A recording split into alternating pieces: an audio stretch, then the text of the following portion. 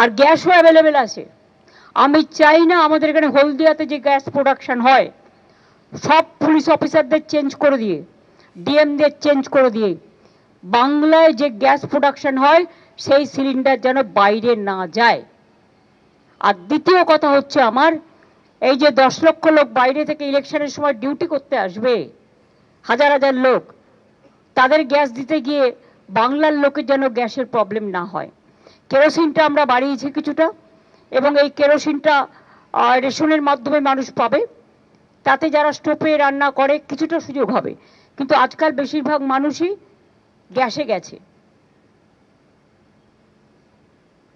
এই পর্যন্ত। আপনারা ভালো থাকুন, সুস্থ থাকুন। সব বাদ দিয়ে দিচ্ছে, এখনো পর্যন্ত লিস্ট বের করেনি। আমার কথা হচ্ছে সুপ্রিম কোর্ট বলেছিল লিস্ট বের করতে, ফার্স্ট সাপ্লিমেন্টারি লিস্ট আমরা কেউ এখনো পাইনি, পাবলিক ডোমেনেও আসেনি।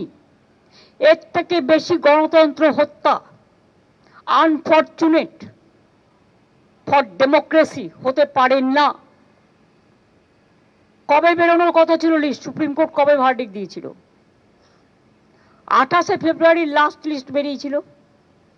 তারপরে অ্যাডজুডিকেশনের লিস্ট এতদিন ধরে হিয়ারিং হলো, তাতেও তো 50% নাম আমি শুনেছি কেটে কেটে বাদ দেওয়া হয়েছে, এবং দেখে দেখে বাদ দেওয়া হয়েছে। আমি শুনেছি সুতির একটা ব্লকে লোকই আছে মনে হয় 500, একটা বুথে 400 বাদ। এরকম অনেক জায়গা আছে। বসিরহাটে একটা ব্লকে একটা বুথে হয়তো 600 ভোটার আছে, 400 বাদ। এসব কে করেছে? কারা করেছে? একদিন না একদিন তো মানুষ কৈফিয়ত চাইবে। বুকের পাটা থাকলে আমি বলবো লিস্ট বের করুন আগে, মানুষকে জানতে দিন কার নাম আছে কার নাম নেই। যার নেই তাকে জেলায় জেলায় ট্রিব্যুনাল করে তাদের নাম তোলার ব্যবস্থা করে দিন। আমরা বিনা পয়সায় লয়ার দিয়ে সাহায্য করব। কিন্তু মানুষের গণতান্ত্রিক অধিকার কেড়ে নেওয়ার কোনো অধিকার কারও নেই। যা চলছে তা সুপার হিটলারকেও ছাড়িয়ে যাবে। হিটলার টিটলার ভুলে যান, টোটালটা বিজেপি ভ্যানিসিং ওয়াশিং মেশিন হয়ে গেছে। ডেমোক্রেসিটাকেই ভ্যানিশ করে দিচ্ছে, মানুষের অধিকারটাকেই ভ্যানিশ করে দিচ্ছে। এদের দেখে আমার ঘৃণা হয়, লজ্জা হয়। বাংলার প্রতিটা মানুষ এর জবাব দেবে। এক একটা পরিবারে একজনের ভোটের নাম আছে, 4 জনের নেই। আর দেখে দেখে অনেক কমিউনিটি থেকে লক্ষ লক্ষ নাম বাদ দেওয়া হয়েছে। কার জমিদারি এটা? বিজেপির জমিদারি দেশটা? দেশটাকে বেঁচে দিয়ে লজ্জা করে না? মানুষের ভোটাধিকার কেড়ে নিয়ে ভোট করবে, আর ভ্যানিশ কুমারের নামে ওয়াশিং মেশিন চালাবে, আর সবকিছু লোক সহ্য করবে? বিদ্য হবে। ধর্মের কল বাতাসে নড়ে। আজ রামনবমীর দিন বলে গেলাম।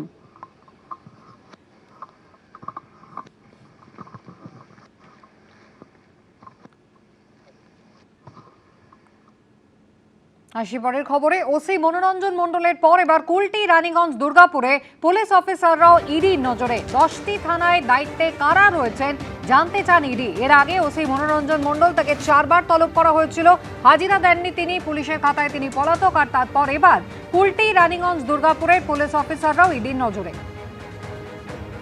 10টি থানায় দায়িত্বে কারা রয়েছেন জানতে চাই ইডি। ওসিদের নাম জানতে চেয়ে দুর্গাপুর আসানসোল কমিশনারেটকে চিঠি দিল এবার এনফোর্সমেন্ট ডিরেক্টরেট।